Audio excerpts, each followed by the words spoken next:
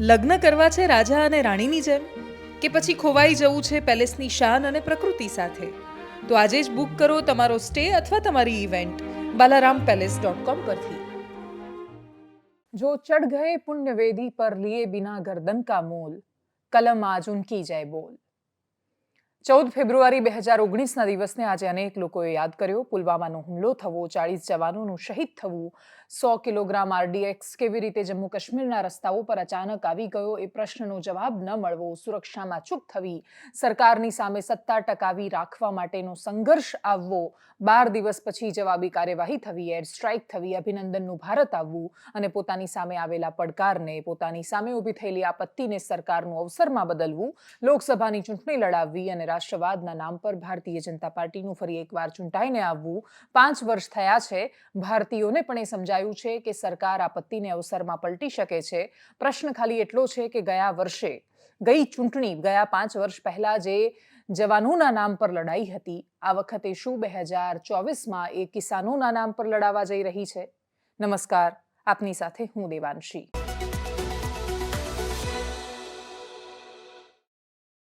દેશમાં આજે રાજ્યસભાની ચૂંટણીમાં એક પછી એક નામ જાહેર થઈ રહ્યા હતા। સોનિયા ગાંધીથી લઈ જેપી નડ્ડાના નામ સામે હતા। જેપી નડ્ડા ગુજરાતથી ચૂંટણી લડવાના છે, સોનિયા ગાંધી જયપુરથી જવાના છે, બંને અવાજો રાજ્યસભામાં જવાના છે। અનેક નામોની વાત હતી, પણ છતાંય દેશમાં મુખ્ય ચર્ચાનો વિષય કિસાન આંદોલન હતું। એવું આંદોલન જેનો આજે બીજો દિવસ છે। ચલો દિલ્હી, દિલ્હી જવાની કૂચની સાથે કિસાનો નીકળ્યા છે, ખેડૂતો રસ્તા પર છે, હજારો ટ્રેક્ટર અને ટ્રોલી અલગ અલગ સરહદો પર દેખાઈ રહી છે। પંજાબની પોલીસ, હરિયાણાની પોલીસની વચ્ચેનો અંદરનો સંઘર્ષ છે। એવું કહેવાય રહ્યું છે કે આમ આદમી પાર્ટીની સરકાર અને પંજાબ પોલીસ ખેડૂતોને મદદ કરી રહી છે, તો હરિયાણા સરકાર અને પોલીસ પર આરોપ લાગી રહ્યો છે કે એ ખેડૂતોની સામે લડી રહ્યા છે। કોર્ટનું કહેવું છે કે ખેડૂતોને પોતાનો અવાજ રજૂ કરવાનો અધિકાર છે। જો એમને અન્યાય લાગે છે તો એમણે વાત કરવી જોઈએ। ખેડૂતો કહી રહ્યા છે કે ગયા વખતે જ્યારે અમે આંદોલન સમેટ્યું હતું ત્યારે સરકારે વાયદો આપ્યો હતો કે MSPની ગેરંટી આપીશું અને એ કાનૂન લાવીશું। સરકારે 3 કાનૂન પાછા ખેંચી લીધા, પણ જે મુખ્ય વાયદાઓ હતા બાકીના એ ન થયા।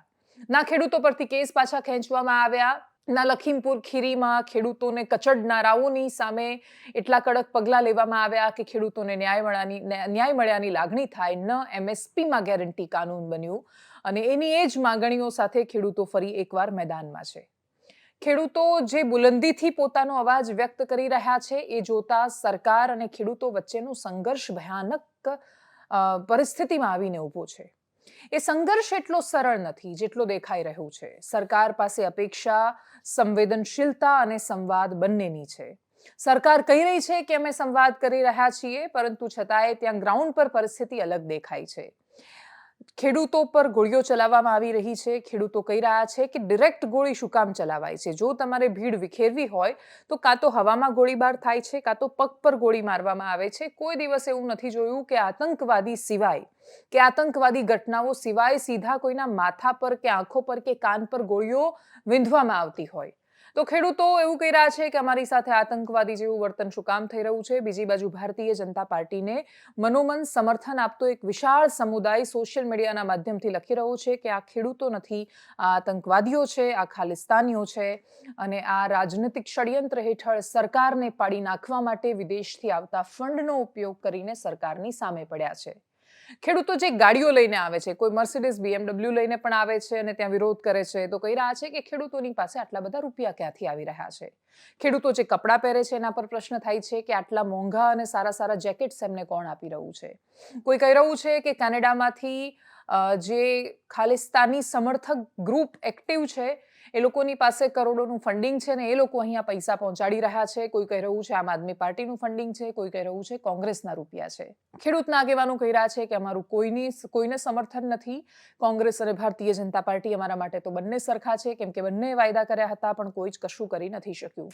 ખેડૂતોનો અવાજ મજબૂત તો છે। ખેડૂતોનો અવાજ એટલી હદે મજબૂત છે કે પંજાબમાં પરિણામો આપણે બદલાતા જોયા છે ચૂંટણીના। કોંગ્રેસનું અસ્તિત્વ સાવ ત્યાં નામશેષ આવીને ઊભું રહી ગયું, તો ભારતીય જનતા પાર્ટી સિવાય અકાલી દળના દિગ્ગજો પણ હારી ગયા। આમ આદમી પાર્ટીની સરકાર બની, પણ એના પછી લોકસભામાં એના એ જ પરિણામોનું પુનરાવર્તન થવું રાજકીય રીતે એટલું આસાન નથી, સરળ નથી। તો શું કિસાન આંદોલન એ ખરેખર એક એવું હથિયાર બનવાનું છે જેને આમ આદમી પાર્ટી પંજાબમાં વાપરશે કે પછી કોંગ્રેસ દેશમાં વાપરશે? ભારતીય જનતા પાર્ટીની પાસે આ રાજનીતિક ચુનૌતી છે, રાજનીતિક એમની સામે એક પડકાર તો છે જ, પણ એનાથી પણ મોટો આ પડકાર દેશની સામે છે. કેમ કે જો સરકાર એવો માહોલ ઊભો કરી દે કે એમની સામે ઊભો થનારો અવાજ, એમને પ્રશ્ન કરનારો દરેક અવાજ આ દેશની સામે છે. રાજનેતા જ દેશ છે, ભારતીય જનતા પાર્ટી જ દેશનો સમાનાર્થી શબ્દ છે, અને એમને કરાયેલો પ્રત્યેક પ્રશ્ન એ દેશને પ્રશ્ન છે, અને એમને જેટલા લોકો પ્રશ્ન પૂછી રહ્યા છે એ બધા જ આતંકવાદી કાં તો દેશ વિરોધી પ્રવૃત્તિ સાથે સંકળાયેલા છે. તો એ પરિસ્થિતિ ખૂબ વિકટ છે. બીજી બાજુ વાત એ છે કે સરકારની એક દાયિત્વ એ સામાન્ય નાગરિકો માટે પણ છે જે લોકોએ દિલ્હીમાં દરરોજ યાતાયાત કરવાનું છે. એવા સામાન્ય નાગરિકો કે જેમણે દરરોજ નોકરીએ જવાનું છે, એ લોકોની પ્રાઇવેટ જોબ છે, એ લોકો સરકારી ઓફિસમાં નોકરી કરે છે, તો એમણે દિલ્હીના એ જ રસ્તાઓનો ઉપયોગ કરવાનો છે. જો ખેડૂતો ટ્રેક્ટર અને ટ્રોલીની સાથે દિલ્હીમાં આવે છે અને એ દ્રશ્યો સર્જાય છે જે 2 વર્ષ પહેલા કિસાન આંદોલનમાં સર્જાયા, તો પછી એ લોકો પણ તો સરકારને પ્રશ્ન કરવાના છે. એ પણ કહેવાના છે કે જેમ ખેડૂતોની સાથેનો સંવાદ સદાય તમારી જવાબદારી હતી, એમ નાગરિકોની સુરક્ષા પણ સરકારની જવાબદારી છે. સરકારના માથે એક મોટું સંકટ આવીને ઊભું છે. એનો એકમાત્ર રસ્તો સૌહાર્દપૂર્ણ વાતાવરણમાં સંવાદ છે, પણ કોઈક પ્રકારનો અહંકાર બંનેની વચ્ચે આવી રહ્યો છે. ખેડૂતોના નમતું જોખવા સહેજ પણ તૈયાર છે, ન સરકાર તૈયાર છે. ખેડૂતો જે વાત કરી રહ્યા છે, સંસદમાં સત્ર પૂરું થઈ ગયું છે, સરકાર અચાનક જ હવે કાનૂન લઈ આવશે એટલું સરળ નથી. તો ખેડૂતોની જે જીદ છે એ રાજનૈતિક જીદ કેમ ન સાબિત થાય એ એક પ્રશ્ન છે. આ બધાની વચ્ચે ખેડૂતોના સમર્થનમાં એક એવો અવાજ ઉઠ્યો જે ખૂબ અપેક્ષિત હતો.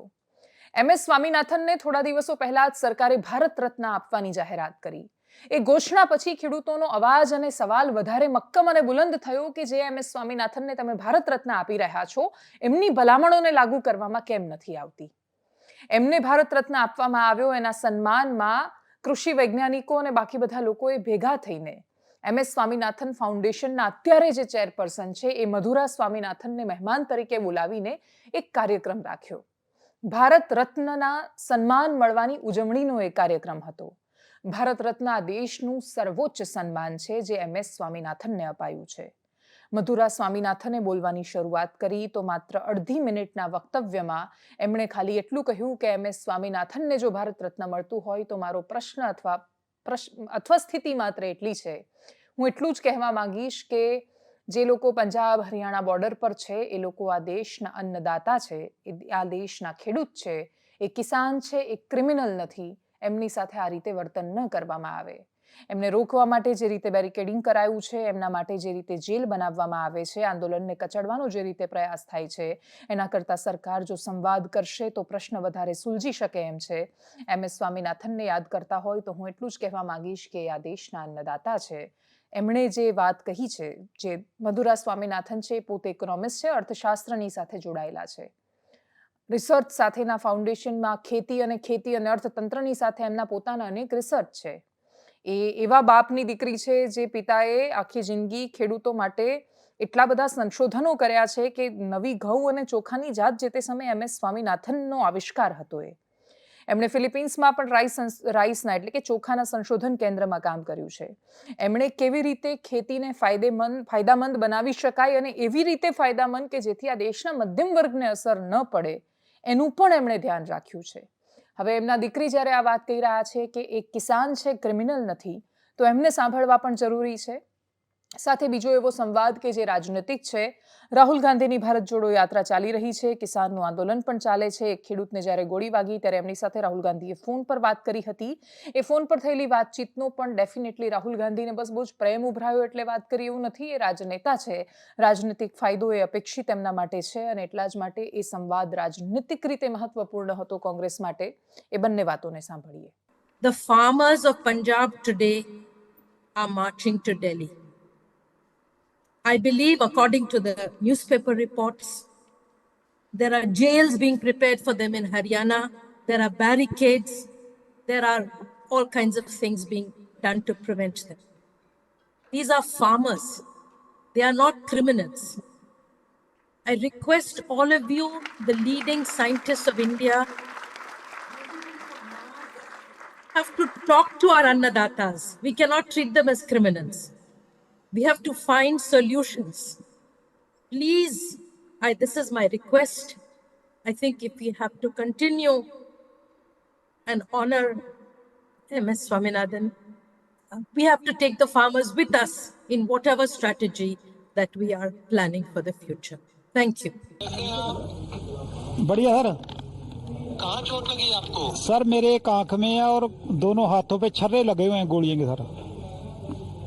अच्छा, हाँ जी। पुलिस वालों ने मारे? पुलिस वालों ने डायरेक्ट गोली हिट की है जी। अच्छा, आंख में तो नहीं लगी ना? आंख में सर डायरेक्ट एक छर्रा लगा हुआ है, बाकी हाथों दोनों हाथों पे है जी। अरे भाई, आपकी आंख दिख रहा है आपको ठीक से, या नहीं, आंख डैमेज हो गई है? नहीं डैमेज तो नहीं है सर, ऊपर जो पलक होती है उसके ऊपर ही चोट है, बाकी आंख का बचाई है। अभी डॉक्टर साहब आए नहीं है, चेकअप होगा अभी। अच्छा है। हाँ जी, बचाई है फिलहाल आंख का जी।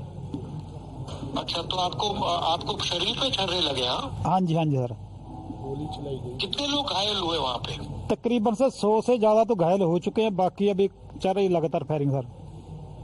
और सीरियस कितने लोग हैं? सीरियस तो सर ज्यादा नहीं है, तकरीबन 3-4 आदमी को ज्यादा चोट है। एक की तो दोनों आंखें डैमेज हो चुकी हैं सर। चंडीगढ़ 30 के करीब। अच्छा, જવાનોનો એવો પેચીદો પ્રશ્ન 2019માં આવીને ઊભો હતો કે વિપક્ષોને લાગતું હતું કે ભારતીય જનતા પાર્ટી હવે આ ચક્રવ્યૂહમાંથી બહાર નહીં આવી શકે, પરંતુ સર્જિકલ સ્ટ્રાઇકનું થવું અને પુલવામાના એ આઘાતમાંથી બહાર આવીને દેશને ફરી એકવાર રાષ્ટ્રવાદ અને જનૂનના માહોલમાં લઈ જઈને ચૂંટણીઓ એ માહોલમાં લડાવવી, કેમ કે એક્ઝેક્ટ આ દિવસ હતો। 14મી ફેબ્રુઆરીએ જ્યારે કોઈ આતંકી ઘટના બને છે ત્યારે એનું આવનારી લોકસભાની ચૂંટણી પર અસર થાય એ સ્વાભાવિક છે। જો એર સ્ટ્રાઇક ન થતી અથવા જો કશુંક એવું થતું કે જે ભારતના પક્ષે ન રહેતું તો સરકાર માટે બહુ મોટો ફટકો સાબિત થતો। જો એર સ્ટ્રાઇક ન થઈ હોત બાલાકોટની તો કદાચ પરિસ્થિતિ અલગ હોત। પઠાનકોટમાં 2016માં એની પહેલા હુમલો થઈ ચૂક્યો હતો। ભારત સરકારની સામે સુરક્ષાને લઈને ખૂબ મોટા પ્રશ્નો હતા અને નરેન્દ્ર મોદીની સરકાર સામે એટલા માટે પ્રશ્નો હતા કેમ કે તો મિયા મુશર્રફ ને બાકીના ઘણા બધા વાતો ઘણું દેશના જવાનોના એક માથાની સામે 10 માથા લાવીશું એ પ્રકારના પોતાના ધુવાધાર ભાષણો આપી ચૂક્યા હતા। એના પછી સરકારની સામે આવેલી ચેતવણી એને આજે કિસાન આંદોલન સાથે એટલા માટે સરખાવી રહી છું કેમ કે ફરી એકવાર આજે 14મી ફેબ્રુઆરી છે, ફરી એકવાર 2 મહિનામાં દેશની ચૂંટણી આવવાની છે અને ફરી એકવાર 1 મહિનામાં ચૂંટણી ડિક્લેર થવાની છે। આવતા મહિને આપણે જ્યારે વાત કરીશું ત્યારે લગભગ આના આજુબાજુના સમયગાળામાં ચૂંટણીની જાહેરાત થઈ ગઈ હશે। એવા સમયમાં આ પ્રકારની વાતો ખૂબ મહત્વપૂર્ણ બની જાય છે। દેશમાં ચૂંટણીના માહોલને કઈ દિશામાં લઈ જવામાં આવે છે એ આવનારા સમયમાં સરકાર કયું પગલું લે છે એના પર નિર્ભર રહેવાનું છે અને એટલે જ ભારતીય જનતા પાર્ટી સત્તાના સમીકરણોને સુલઝાવી પણ શકે છે, ઉલઝાવી પણ શકે છે અને એટલે જ ખેડૂતોના મામલે સંવાદથી કશુંક તો એવું થશે કે જેનાથી સોલ્યુશન આવશે એવું રાજનૈતિક પંડિતો મોટાભાગના લોકો અપેક્ષા રાખીને બેઠા છે। આગળ વાત ભારતીય જનતા પાર્ટીની કરીએ, ગુજરાતની કરીએ। ગુજરાતમાંથી 4 રાજ્યસભાના ઉમેદવારો નક્કી કરવામાં આવ્યા। સૌથી પહેલું અને મહત્વપૂર્ણ નામ જે જાહેર કરવામાં આવ્યું એ જેપી નડ્ડાનું છે। જેપી નડ્ડા ભારતીય જનતા પાર્ટીના રાષ્ટ્રીય અધ્યક્ષ છે। એમની ગુજરાતમાંથી ઉમેદવારી થવી એ બહુ જ મોટો સંકેત ગુજરાતના લોકોને પણ એક પ્રકારે ગૌરવ અપાવવા જેવી વાત છે। ગુજરાતના લોકો રાજ્યસભામાં જઈને એ લોકો કોઈ એકમાત્ર ક્ષેત્રનું સીમિત પ્રતિનિધિત્વ નથી કરતા, પણ છતાંય જે તે સાંસદો જ્યાંથી આવતા હોય ત્યાં એક પ્રકારનો માહોલ બનાવવાની કોશિશ થતી હોય છે। એટલે ભારતીય જનતા પાર્ટી ગુજરાત એમના માટે કેટલું મહત્વનું છે આવનારા ચૂંટણીના પ્રવાસોમાં એ વાત મૂકી શકે છે કેમ કે એ જ લોજિકથી જોવા જઈએ તો પ્રધાનમંત્રી મોદી એ ફાયદો 2 જગ્યાએ ઉપાડે છે। એક એ લોકસભા વારાણસીથી લડે છે તો ઉત્તર પ્રદેશના ઉમેદવાર કહે છે અને બીજું એ ગુજરાતના છે, વડનગરના છે તો ગુજરાતી પણ છે। એટલે એક જ વાત, એક જ વ્યક્તિ એનું 2 રીતે કેવી રીતે લોકોને એક કનેક્શન આપવું એ ભારતીય જનતા પાર્ટી એમાં નિષ્ણાત છે। બીજું નામ ગોવિંદભાઈ ધોળકિયાનું છે। ગોવિંદ કાકા તરીકે જાણીતા છે। હીરાનો ઉદ્યોગ છે, ખૂબ જાણીતા અને ખૂબ મોટા ઉદ્યોગપતિ છે। ધનાઢ્ય પરિવારમાંથી આવે છે અને તાજેતરમાં હેડલાઇન્સ હતી એમાં જે ચર્ચામાં હતા એ 11 કરોડનું રામ મંદિરમાં આપેલા દાન માટે હતા। રામ મંદિરમાં એમણે 11 કરોડ રૂપિયાનું દાન આપ્યું। એના પછી એવા કેટલા ઇનિશિયેટિવ એ ચલાવે છે। એક તો એ લેઉવા પટેલ છે, બીજું ઉદ્યોગપતિ છે, ત્રીજું ડાયમંડના ઉદ્યોગ સાથે સંકળાયેલા છે અને હીરાના ઉદ્યોગને અત્યારે ઘણી બધી ફરિયાદો પણ છે કેમ કે યુદ્ધ અને બાકીની પરિસ્થિતિના કારણે હીરાના ઉદ્યોગ પર એની ખાસી બધી અસર પડી છે। તો એક તો એ હીરાના ઉદ્યોગને પણ પ્રતિનિધિત્વ આપે છે, લેઉવા પાટીદારનું પ્રતિનિધિત્વ કરે છે, સૌરાષ્ટ્રનું કરે છે, અમરેલીનું કરે છે, સુરતનું કરે છે અને સાથે પોતે બહુ જ મોટા સમાજસેવી પણ છે. પાણીની વ્યવસ્થાઓ પણ દુધાળાની આજુબાજુમાં ઘણા કામ એ કરી ચૂક્યા છે. અને એટલા જ માટે ગોવિંદ કાકાને પ્રતિનિધિત્વ જ્યારે આપવામાં આવે, રાજ્યસભામાં એમને ઉમેદવાર જાહેર કરવામાં આવે, તો ઘણા બધા લોકો એવા છે એમની સાથે સંકળાયેલા કે જે લોકોને એવું લાગે કે અમારા કોઈ વ્યક્તિને ત્યાં લઈ જવામાં આવ્યો છે. એ બહુ જ સારા મોટિવેશનલ સ્પીકર છે. એમનું પુસ્તક પણ બહુ અદ્ભુત છે અને એમના સંઘર્ષની કહાની બહુ જબરદસ્ત છે. માણસ પથ્થરને લાત મારીને પણ પાણી પેદા કરી શકે છે. તમારે જો જોવું છે તો એ તમને ગોવિંદ કાકામાંથી જાણવા મળે. એમને જ્યારે સાંભળીએ ત્યારે સાવ નિરાશ થયેલો માણસ, એની અંદર પણ આશાનો સંચાર થાય. એટલી જબરદસ્ત એમની કહાની છે અને એવી કહાની છે કે જે આંખોની સામે જોયેલી છે, જ્યારે માણસના પાસે કશું જ ન હોય અને એ સુરત જેવા વિશાળ શહેરમાં માત્ર સપના લઈને પહોંચે અને પછી સ્કાય ઇઝ ધ લિમિટ, આસમાન જ તમારી મર્યાદા છે, એ રીતે પોતાનો વિકાસ કરે, તો એનું બહુ ઉત્કૃષ્ટ ઉદાહરણ છે ગોવિંદ કાકા. અને એટલે જ ગોવિંદભાઈ ધોળકિયાને આપવામાં આવેલી રાજ્યસભાના ઉમેદવારીની એમનું જે પ્રતિનિધિત્વ છે એ પણ મહત્વનું સાબિત થવાનું છે. સૌથી મહત્વનું ત્રીજું નામ છે જે જાહેર કરવામાં આવ્યું, મયંક નાયક નામ છે. મીડિયા સાથે સંકળાયેલા મોટાભાગના લોકોને તો ખબર પડી ગઈ, પણ ઘણા બધા ભારતીય જનતા પાર્ટીના લોકો એવા હશે કે જેમણે ગૂગલ કર્યું હશે કે મયંક નાયક કોણ છે. ચહેરો જોયા પછી એમને યાદ આવ્યું હશે કે હા, આ ભાઈ તો અમિત શાહના સ્ટેજ પર બહુ જોવા મળે છે. મયંક નાયક ભારતીય જનતા પાર્ટીના એ દરેક કાર્યકર્તાઓ માટે આશાનું કિરણ છે, જે લોકોએ વિચાર્યું હશે કે ભારતીય જનતા પાર્ટીમાં આપણું સ્થાન શું. બધું જ બધા મોટા લોકોને મળી જશે, પૈસાવાળાને મળી જશે અને કાં તો કોંગ્રેસવાળાને મળશે. તો પછી જે ભારતીય જનતા પાર્ટીમાં ઝીરોથી કામ કરીને મોટા થઈ રહ્યા છે, એ લોકો ક્યારેય મોટા થઈ શકશે ખરા? વચ્ચે એક મેસેજ વાંચ્યો તો ક્યાંક સોશિયલ મીડિયા પર કે ભારતીય જનતા પાર્ટીના કાર્યકર્તા હોવાનો મતલબ છે નર્સરીના છોડવા જેવું. બહુ ઉગવાનું એ નહીં ને લીલાછમ પણ રહેવાનું. તમારે ત્યાં વધવાનું માપમાં, કેમ કે નર્સરીમાં તમે કુંડામાં રાખેલો છોડ છો. અને લીલુંછમ પણ રહેવાનું છે, કેમ કે ગમે ત્યારે તમારો વારો આવી શકે તો તમારે ઉગવાનું પણ છે. અને એટલે જે નર્સરીના લીલાછમ અનેક છોડવાઓમાંથી એક છોડવો એટલે મયંક નાયક. એમનું નામ જ્યારે જાહેર કરવામાં આવ્યું તો એક તો એ ઓબીસી મોરચાના અધ્યક્ષ છે. ભારતીય જનતા પાર્ટી જાતિઓના મોટા નેતા પેદા કરે છે. ભારતીય જનતા પાર્ટીની પાસે પોતાની પર્સનલ તાકાત એ છે કે એ ચાહે એને નેતા બનાવી શકે છે મોટા. એ એમણે મયંક નાયકના સ્વરૂપમાં પ્રસ્થાપિત કર્યું. કાર્યકર તરીકે જે માણસ સતત પોતાના ચપ્પલ ઘસતો હોય, એ માણસને પણ જ્યારે કોઈ વાર રાજ્યસભા જેવું પદ મળે ત્યારે એ વ્યક્તિને થતું હોય છે કે આ પાર્ટી માટે મેં મારું આપેલું યોગદાન આજે સાર્થક થયું છે. પણ એક વ્યક્તિનું બલિદાન એ સાર્થક નથી થતું, એક વ્યક્તિનું યોગદાન સાર્થક નથી થતું. બાકીના અનેક માણસોમાં એ આશા જન્મે છે કે આજે જો મયંકભાઈનો વારો છે તો કાલે અમારો પણ આવી શકે છે. અને એટલે જ મયંક નાયકમાં એ ઉદાહરણ જોવા મળ્યું. ઓબીસી મોરચાના અધ્યક્ષ છે, લોકસભા, ગાંધીનગર લોકસભા ક્લસ્ટરની પણ એમની જવાબદારી છે. અને એ જ જવાબદારીના સંદર્ભે ગૃહમંત્રી અમિત શાહની સાથે અનેક કાર્યક્રમોમાં એ દેખાતા હોય છે, એવું પણ કહેવાય રહ્યું છે. એવું ઘણા બધા લોકોએ, પત્રકારોએ પણ એવું કહ્યું કે એ એક કાર્યક્રમમાં બેઠા હતા અને પછી એમને અચાનક બહુ બધા વોટ્સએપ પર મેસેજ આવવા માંડ્યા કે ભાઈ તમારું નામ જાહેર થયું છે. તો એ જે સરપ્રાઇઝિંગ ફેક્ટર છે કે વ્યક્તિને પણ ત્યારે ખબર પડે કે એનું નામ આવ્યું છે, તો એ પણ એક મહત્વનું પાસું મયંક નાયક માટે રહ્યું. ચોથું નામ છે ડૉક્ટર જસવંતસિંહ પરમાર, ગોધરાના છે. ગોધરામાં એક હોસ્પિટલ ચલાવે છે. 2017માં ભારતીય જનતા પાર્ટીથી નારાજ થયા હતા, અપક્ષ તરીકે લડ્યા હતા. એ વખતે પણ ટસલ એટલી જબરદસ્ત હતી કે એ વખતે ભારતીય જનતા પાર્ટી તરફથી સીકે રાહુલજી બહુ જ પાતળી માર્જિનથી સરસાઈથી ચૂંટાયા હતા. નારાજ થવાનું કારણ પણ છે ભાઈ, કોંગ્રેસમાંથી આવેલા વ્યક્તિઓને તમે ટિકિટ આપી દો તો પછી અમારું શું? વર્ષોથી, પેઢીઓથી એ ભાજપ સાથે સંકળાયેલા છે, આરએસએસનું બેકગ્રાઉન્ડ છે, તો એમને પણ એ પ્રશ્ન થવો સ્વાભાવિક હતો. ખૂબ વધારે એ વખતે સંઘર્ષ રહ્યો, પણ પાછા ફરી એકવાર ભારતીય જનતા પાર્ટીમાં એક્ટિવ થઈ ગયા અને એમને પણ મળી સરપ્રાઇઝ. રાજ્યસભાના ઉમેદવાર તરીકે એમનું નામ જાહેર થયું. ગોધરાના લોકોને પણ એવું લાગ્યું કે અમારી આસપાસના સંગઠનમાં કામ કરતા માણસને સ્થાન મળ્યું છે.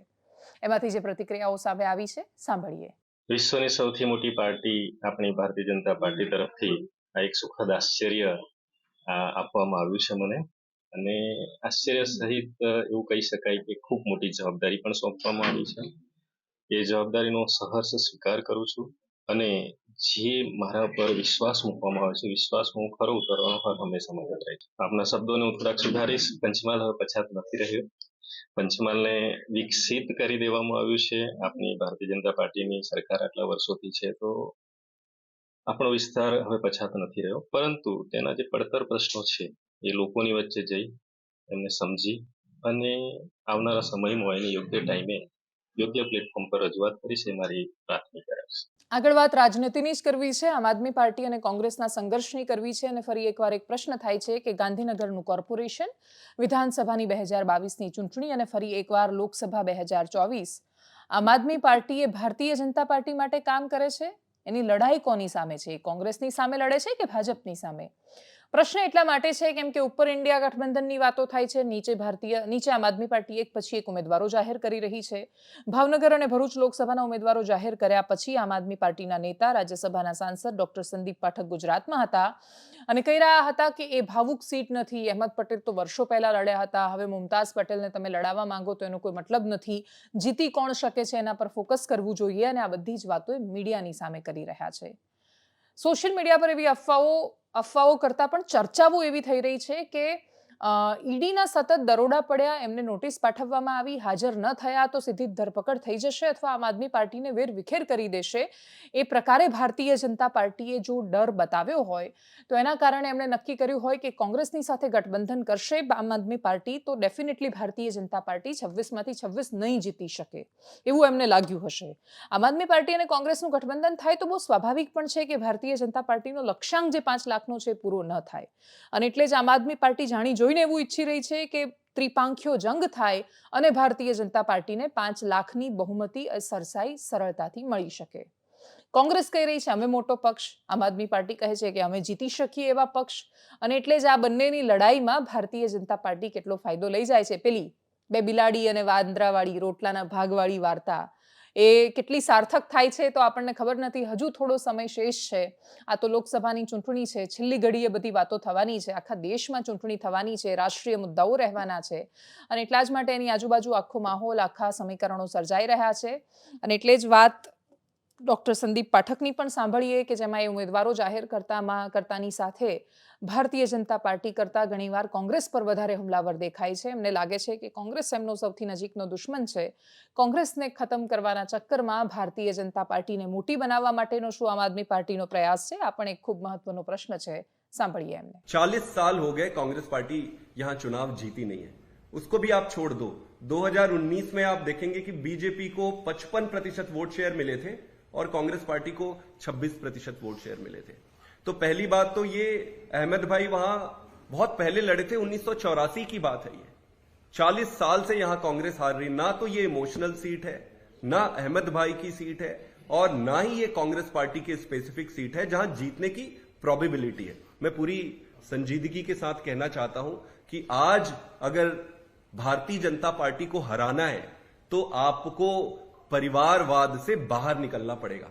हमें यह नहीं देखना पड़ेगा कि कौन किसका रिश्तेदार है, किसको टिकट देनी चाहिए, किसका कौन रिश्तेदार है, किसको टिकट. आप प्योरली इस बात पे आपको जानना पड़ेगा कि कौन सी सीट कौन जीत सकता है और भाजपा को कौन हरा सकता है. आज भरूच में जिस तरीके से सेंटिमेंट से सारा का सारा भरूच चाहता है कि चैतर भाई वसावा उनके कैंडिडेट बने, सारा का सारा ट्राइबल समाज ये चाहता है कि चैतर भाई वसावा उनके कैंडिडेट बने. सारे भरूच में अगर इमोशनल बात कुछ है तो इमोशनल एक ही है और वो है चैतर वसावा जी को वहां से कैंडिडेट बनाना चाहिए. मैं आज आपके सामने पूरी संजीदगी के साथ कहना चाहता हूं कि भारतीय जनता पार्टी को अगर एक सीट पे अगर कोई हरा सकता है तो हम भरूच की सीट पर चैतर भाई वसावा इंडिया अलायंस के तरफ से हरा सकते हैं. तो हमें ये देखे बिना कि किसके परिवार की क्या बनती है, ये देखे बिना ये देखना चाहिए कि कौन हरा सकता है भाजपा को. हमें कहा गया कि अहमद भाई की बेटी है मुमताज जी. मुमताज जी दिल्ली में रहती हैं, उनका कोई राजनीतिक पकड़ भी नहीं है. तो मेरा ये मानना है कि ये कोई इमोशनल सीट, ना तो इमोशनल सीट है, ना कांग्रेस पार्टी की ये सीट है. અને છેલ્લે વાત ઉત્તર ગુજરાતની એવી ઘટનાઓની કરવી છે જે આખા પ્રદેશ માટે ખૂબ મોટો પ્રશ્ન ઊભો કરે છે. એવું નથી કે ખાલી ઉત્તર ગુજરાતમાંથી આવી ઘટનાઓ સામે આવે છે, પણ હા, જે પ્રકારની ઘટનાઓ જે તીવ્રતા સાથે અને જે સમયાંતરે જે રીતે સામે આવે છે બહુ મોટા પ્રશ્નો કરે છે. આખા દેશમાં જ્યારે રામ મંદિરની ઉર્જાનો માહોલ હતો અને દેશમાં સનાતનની પરંપરાઓ વિશે લોકો વાતો કરી રહ્યા હતા ત્યારે બનાસકાંઠામાં એક એવું મંદિર સામે આવ્યું કે જે રામજી મંદિરમાં એ ગામના ઠાકોર સમાજને પ્રવેશ ન આપવામાં આવ્યો. સાંભળીને પણ ઘણા લોકોને આશ્ચર્ય થયું કે બધા લોકોએ વિચાર્યું હતું કે અસ્પૃશ્યતા તો ખાલી દેશમાં અનુસૂચિત જાતિના લોકો સાથે કાં તો અનુસૂચિત જનજાતિના લોકો સાથે અમુક અંશે કરવામાં આવે છે, પણ ઠાકોર સમુદાયની સાથે પણ આ કરવામાં આવે છે. કમનસીબે આ થયું. ગામના લોકો જ્યારે એસપી સમજાવીને ગયા ત્યાં બનાસકાંઠાના, એના પછી ગામના લોકો મંદિરની ચાવી પેલા માણસને ત્યાં ફેંકીને લટકાવીને આવી ગયા કે ભાઈ જા, આજથી આખું આ મંદિર તારું, જેમ કોઈ એમ કરવું હોય એમ કરજો, અમે એ મંદિરમાં નહીં આવીએ. ગાંધીનગરના ચડાસના ગામે ગઈકાલે ઘટના સામે આવી. એક વ્યક્તિ એના જીવનના સૌથી સર્વશ્રેષ્ઠ અને ઉમંગના દિવસે, એક દિવસનો જે રાજા છે એવો વરરાજા બનીને ઘોડીએ ચડ્યો. એક વ્યક્તિ આવે છે, કાંઠો ઝાલીને પેલાને નીચે ઉતારે છે અને પછી એના પછાત માનસનું પ્રદર્શન કરે છે કે અમારી પરવાનગી વગર તું ઘોડે કેમ ન ચડ્યો. કોઈ વ્યક્તિ પોતાના લગ્નમાં ડીજે વગાડશે કે નહીં, ઘોડે ચડશે કે નહીં, એની જાત જોઈને નક્કી કરશો તમે. આ દેશમાં આપણે બહુ સરળતાથી કહી દઈએ છીએ કે કાનૂનનું રાજ છે. કમનસીબે સંવિધાનનું શાસન નથી. લોકો કહી રહ્યા હતા કે હવે પહેલી કંકોત્રી તમે ભગવાનને આપવા જાઓ, એની સાથે સાથે પોલીસ સ્ટેશનમાં એ આપવા જજો અને એમને કહેજો કે અમને વરઘોડે ચડવા દે, અમને જાન કાઢવા દે. એ લોકો આ શું કામ કરી રહ્યા છે ખબર નથી.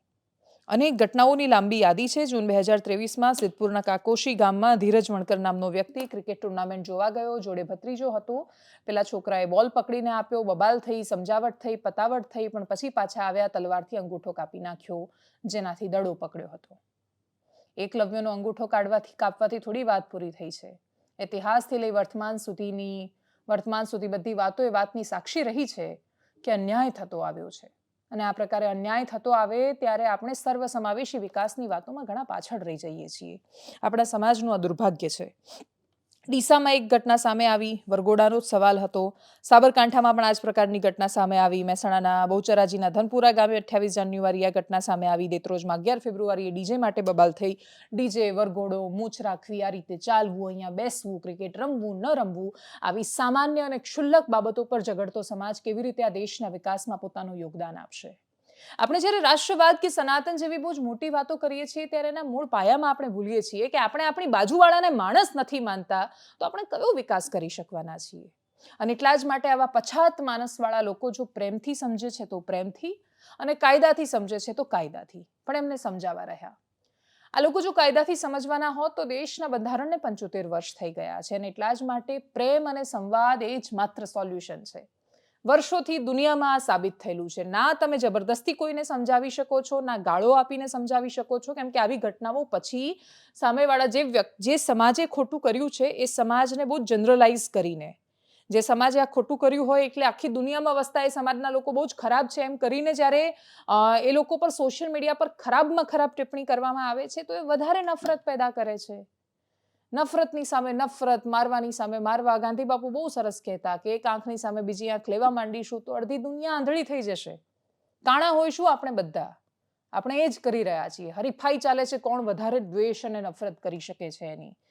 તો એકમાત્ર રસ્તો એ પ્રેમ જ છે અને એકમાત્ર રસ્તો એ સમજાવટ છે. અને એ સમજાવટ કોણ આપી શકે છે? તો એ લોકો જે લોકોનું સમાજમાં માન સન્માન છે, એવા માણસો જે લોકોને સમાજમાં ગણવામાં આવે છે કે માનવામાં આવે છે. એ લોકો જો ઝેર પ્રસરવાનું બંધ કરીને પ્રેમ ફેલાવવાની શરૂઆત કરશે તો કદાચ બધું સારું થઈ જશે. સૌથી પહેલા શરૂઆત ધાર્મિક સંગઠનો દ્વારા કરવામાં આવે. એ દરેક લોકો એવું માને કે, અને સૌથી મોટી વાત કે હિન્દુ મુસલમાનના ઝઘડા ગૌણ થઈ જાય છે. આ પ્રકારના જાતિના ઝઘડાઓ અંદર હિન્દુઓમાં શરૂ થઈ જાય. ઇસ્લામમાં પણ આ જ પરિસ્થિતિ છે. ત્યાં પણ અંદરો અંદર ખાસા બધા ઝઘડા છે. હિન્દુ સામે લડવાનું આવે ત્યારે મુસલમાન એક થાય છે, મુસ્લિમ સામે લડવાની વાત આવે ત્યારે હિન્દુ એક થાય છે. ટૂંકમાં લડવા માટે એક થતો સમાજ ખરેખર પ્રેમ કરવા માટે એક થાય તો કેટલા સુંદર દ્રશ્યો બનશે. આવા ખૂબ સુંદર દ્રશ્યો આપણે બહુ જલ્દી ભારતમાં જોઈ શકીએ એવી અપેક્ષા સાથે, માણસ માત્ર ને ગરિમા પૂર્ણ જીવનનો અધિકાર મળે એવી અપેક્ષા સાથે એનાલિસિસમાં અત્યારે બસ આટલું જ. જો આપ અમને યુટ્યુબ પર જોઈ રહ્યા છો તો સબસ્ક્રાઇબ કરો, ફેસબુક પર જોઈ રહ્યા છો તો ફોલો કરો. અમારી ચેનલને તમે જોઈન કરી શકો છો. જોઈનમાં તમારે પૈસા ભરવાના છે, પણ છતાંય જો તમે એવું ઈચ્છો તો તમે અમારી ચેનલને જોઈન કરી શકો છો. અમારી એપ્લિકેશન ડાઉનલોડ કરી શકો છો. નમસ્કાર.